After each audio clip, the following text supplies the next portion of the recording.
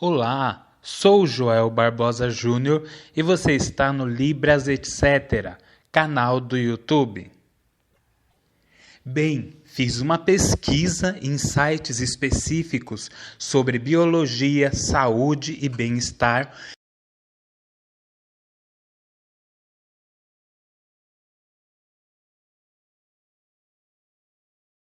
e levantei informações importantes sobre os temas propostos para hoje. São eles: o que são antígenos? O que é vírus? Diferença entre doença e síndrome. E o que é cronicidade? Vamos começar por uma conversa sobre o que são os antígenos, ok? O que são antígenos? Bem, um antígeno pode ser uma lista de possibilidades. A primeira delas é, por exemplo, uma bactéria. E é sabido que as bactérias causam doenças como a meningite, a sífilis, tem também a tuberculose, além de tantas outras doenças diferentes causadas por bactérias. Se você quiser ver a lista, dá um Google. Um antígeno também pode ser um verme.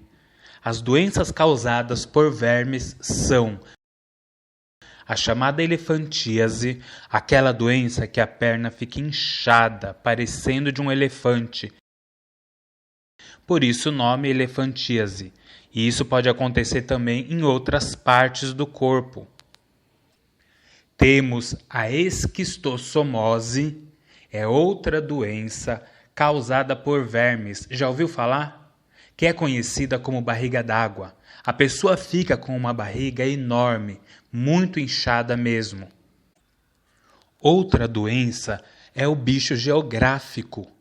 Aquela doença que o verme vai fazendo um caminho, normalmente é no pé da pessoa, como se fosse uma trilha. E também tem tantas outras doenças causadas por vermes. Um antígeno pode ser ainda um vírus, que causa doenças como as gripes, a AIDS, a dengue, a cachumba e também muitas outras doenças, claro. Aí você me pergunta, um antígeno pode ser um fungo? Pode sim, um antígeno pode ser um fungo também. Fungos causam doenças como a candidíase, que é aquela que dá na pele, sabe? Que a pele fica irritada com grumos, ou dá na boca e garganta com feridinhas bem ardidas. Outra doença causada por fungos é a micose nas unhas, quando a unha fica inchada e amarela. Ou quando dá coceira muito forte no pé, por exemplo, entre os dedos. E existem outras diversas doenças também causadas pelos fungos. Ainda falando de antígenos, um antígeno pode ser, por exemplo, uma toxina. Vamos ver os exemplos que temos de toxinas?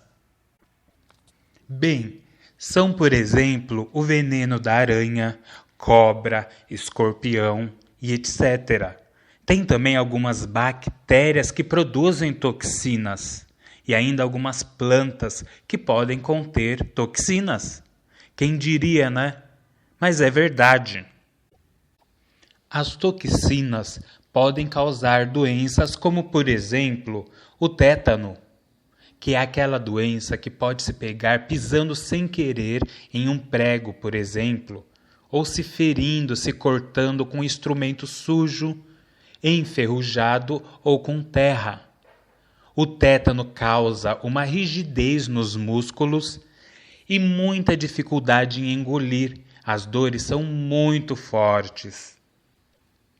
Uma toxina pode também causar a necrose, que é o apodrecimento daquela parte do corpo que tenha sido picada por uma cobra ou uma aranha, por exemplo. Um exemplo é a picada da chamada aranha marrom. Essa picada pode causar o apodrecimento do tecido da pele. Tem outra doença por toxina, é a coqueluche. Ela é causada por uma bactéria. A coqueluche é caracterizada por tosse comprida, tosse convulsar, que é uma tosse muito forte. Além dessas, existem outras doenças causadas por toxinas.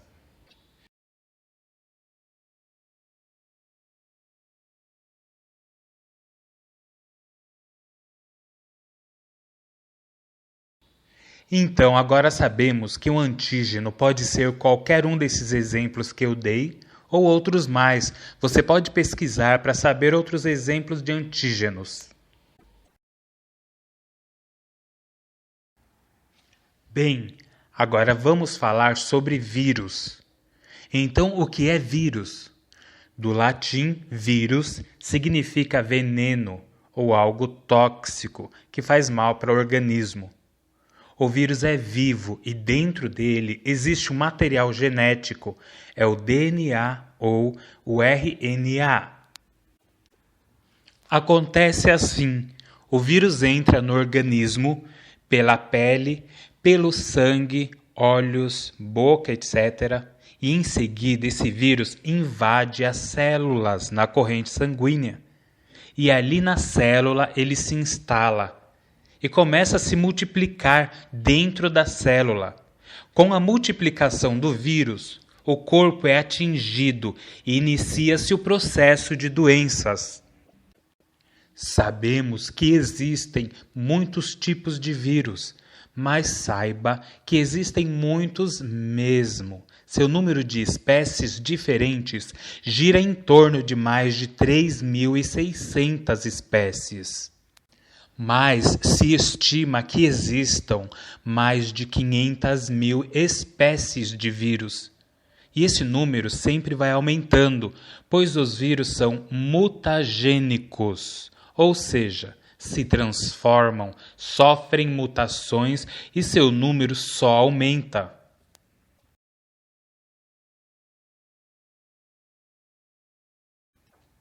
Bem, os vírus são divididos em classes de vírus, ou seja, existe uma classificação em 3 grupos, que são os adenovírus, os arbovírus e os retrovírus. O primeiro grupo é dos adenovírus. Eles são do tipo DNA. O contágio ocorre pelo contato direto, como por exemplo nas gripes e conjuntivites. Então, se formos a locais públicos, por exemplo, que são lugares com muitas pessoas circulando, ali existe grande chance de contaminação. Acaba sendo um foco de transmissão via contato direto. E como ocorre o contato direto? É assim: uma pessoa que está doente vai ali, numa praça de alimentação, por exemplo, e coloca a mão na mesa, na cadeira, no balcão e deixa o vírus ali por toda parte. Ou uma pessoa vai numa biblioteca, pega um livro e deixa ali vírus. Então chega você e coloca a mão no mesmo lugar que essa pessoa tinha colocado, na mesa, no balcão, pega o mesmo livro e não lava a mão, né? E nem usa álcool gel. E daí coloca a mão na boca ou passa nos olhos. E está contaminado. Pronto. Pegou, por exemplo, uma gripe.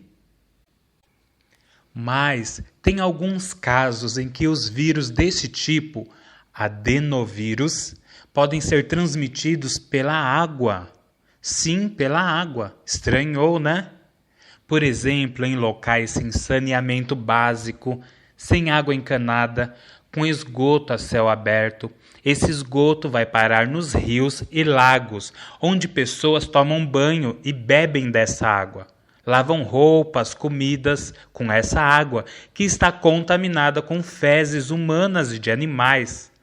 Para você ter uma noção, um pedaço de fezes pequeno pode conter 10 milhões de vírus, isso mesmo, 10 milhões, e até 1 milhão de bactérias diferentes. As doenças causadas pelo adenovírus são, por exemplo, as conjuntivites, as gripes, as pneumonias e etc. O segundo grupo é o dos retrovírus. Eles são do tipo RNA. O contágio são transmitidos pelo sangue em transfusões de sangue ou uso de drogas injetáveis, quando um passa a seringa com sangue contaminado para o outro usuário dessa droga, ou ainda pela relação sexual sem preservativos. Pode ser transmitido também de mãe para filho, através do leite materno ou durante o parto. Doenças. Transmite, por exemplo, doenças como a AIDS, que é transmitida pelo vírus HIV. Então agora já sabemos que o HIV é da classe dos retrovírus, pois são vírus de RNA. Entretanto, existem outras diversas doenças que são transmitidas por esses vírus retrovírus. O terceiro é o grupo dos arbovírus, que são do tipo DNA ou RNA. O seu contágio é por artrópodes, ou seja, aranhas, mosquitos, escorpiões e etc.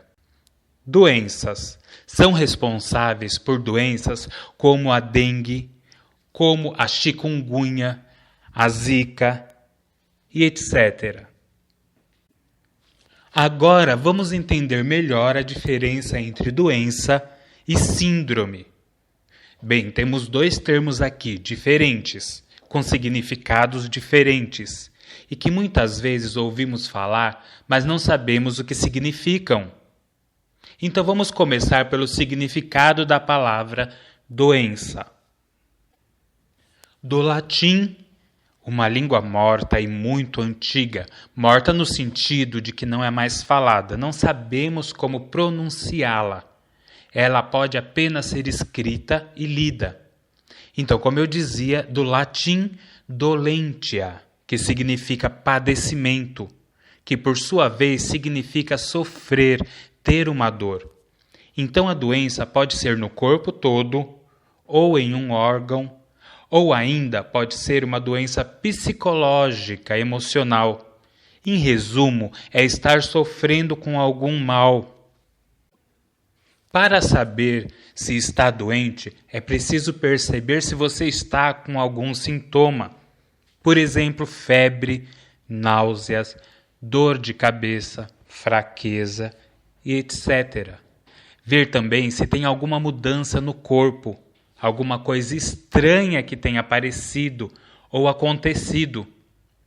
Entretanto, existem doenças que são assintomáticas, ou seja, que não apresentam sintoma algum.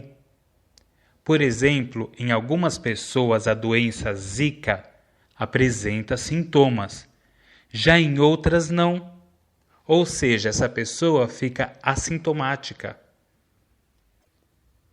Agora vamos para o significado da palavra síndrome, do latim síndrome, que significa um aglomerado de sintomas, um grupo de sintomas. Antes, vimos que uma doença tem sintomas, um conjunto de sintomas. E agora vemos que a síndrome tem vários grupos desses conjuntos de sintomas. Além desses vários conjuntos de sintomas, a síndrome pode ser causada por um motivo específico ou por diversos motivos, vários motivos agrupados. Então, síndrome é um grupo de conjuntos de sintomas provocados por um ou diferentes motivos, podendo ser várias doenças juntas. Enquanto que a doença tem apenas um conjunto de sintomas e uma causa. Assim, a síndrome é um mistério, pois não se tem como precisar qual é a sua causa, o que está provocando o mal, não com exatidão, mas apenas com aproximação. E em poucos casos de síndromes sabe-se a razão por trás delas, mas na grande maioria das síndromes não é possível identificar essa causa, enquanto que a doença é, na maioria dos casos, facilmente entendida e sabe-se sua causa com exatidão.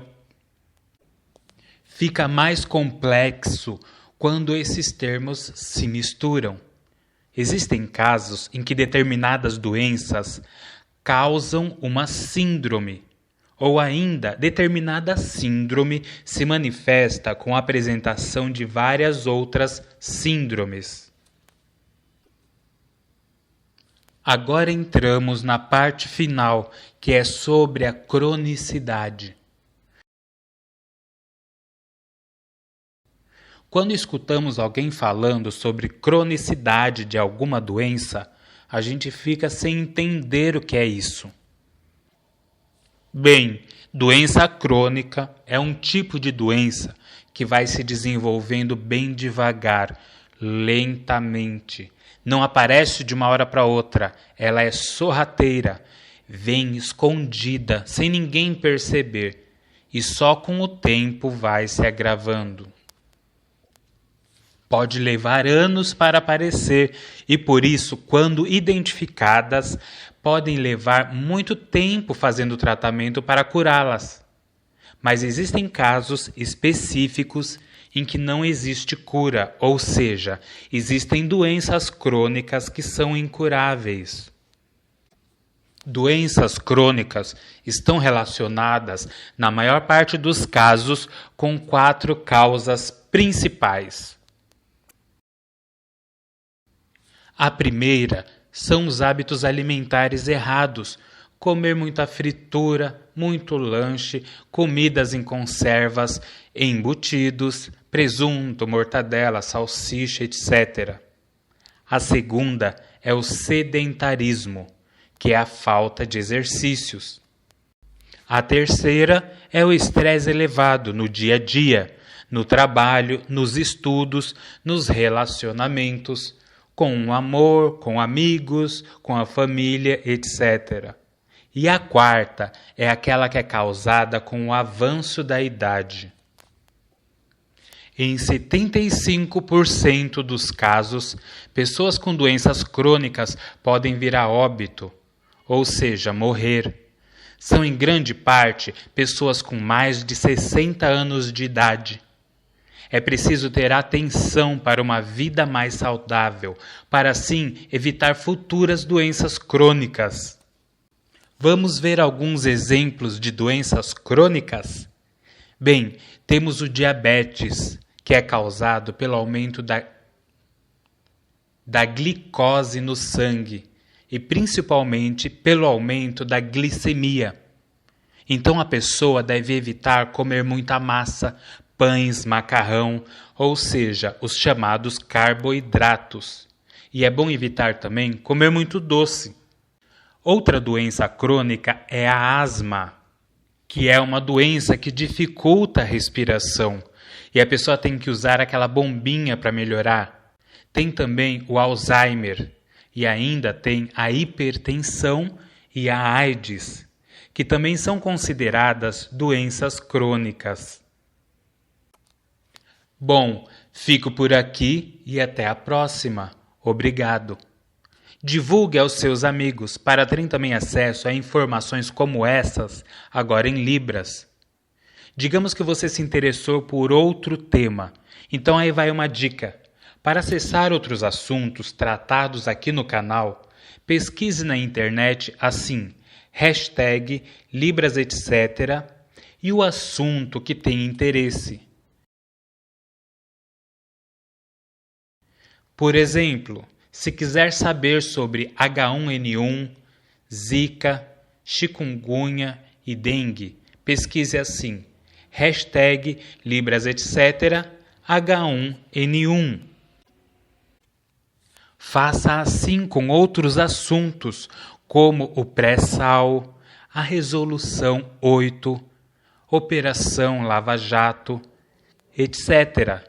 Acesse o canal do YouTube e se inscreva para ser avisado de novos vídeos do canal Libras etc.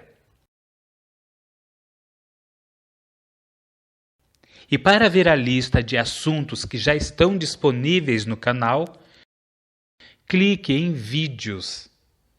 Vamos ter sempre muitas novidades, trazendo sempre diferentes temas da atualidade.